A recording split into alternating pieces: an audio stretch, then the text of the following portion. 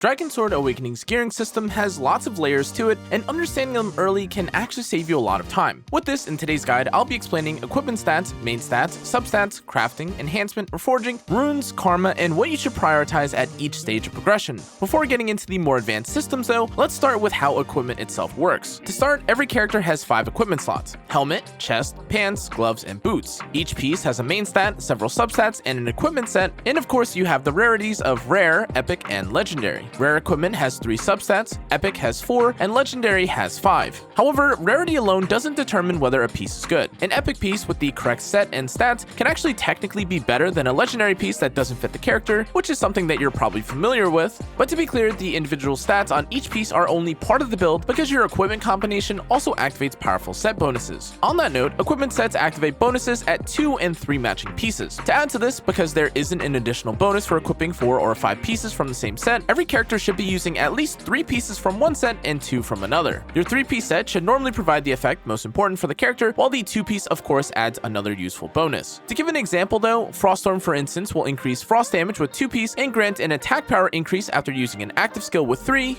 and so equipping 5 wouldn't make sense and you should only use it for one of these 2 effects. On that note, you should also be careful with automatically equipping gear, as a recommended piece may be used as it has better individual stats while breaking one of your active set bonuses. Now during the story, you'll also receive equipment from quests, treasure chests, dungeon rewards, and normal progression, but in general these pieces are nice as they do keep your initial team strong enough to advance while avoiding too heavily in low rarity equipment that'll be replaced. Once you gain access to special challenges though, you should use the Merc guide to check which activities drop the equipment sets that you need. With this, you can use something like Infiltrator, Ballad of Life, or Battle Will, but the set that you get from these are of course important because you can't craft these otherwise and are usually used as your 2-piece set. On that note, you can also obtain these sets from raid rewards, but we'll get to that later. For any other set though, crafting becomes the main way to choose both the equipment set and the slot that you want. Now to give more specifics as to how you'll craft though, crafting is done through Modin, the blacksmith. Crafting lets you select a specific set and equipment slot instead of waiting for the correct combination to drop randomly, and alongside this of course are recipes, which require different materials depending on the item and rarity. Trait stones are something that you can obtain from the trait dungeons, and other materials can come from mining, dismantling equipment, missions, the exchange shop, and transmutation through cannaaaa. Legendary recipes on that note of course require much rarer resources, including Tangled Forgetfulness and Remembrance, but this material can be purchased with Adventurer's emblems, which are much harder to farm than gold. It is also worth mentioning that you should avoid spending these emblems on items that have easier, alternative, or cheaper currency sources, and this includes things like insignias or Chronograph of Ages that Clooney sells for gold in Orbis Castle. On that note, crafted equipment normally receives a random main stat. Using a forging mold though allows you to select the main stat before crafting, though the mold is consumed after one use. With this, you should save forging molds for high rarity pieces from sets that you expect to keep, as using one on a temporary story equipment provides very little value long term. Forging molds can appear as rewards from regional missions though, so you should check their secondary rewards regularly. When selecting a stat though, make sure it's actually confirmed in the crafting preview though, as highlighting it in the menu may not be enough, particularly when using a controller. Your main stat choice depends on the character though, as again something like attack power provides general damage, critical hit chance increases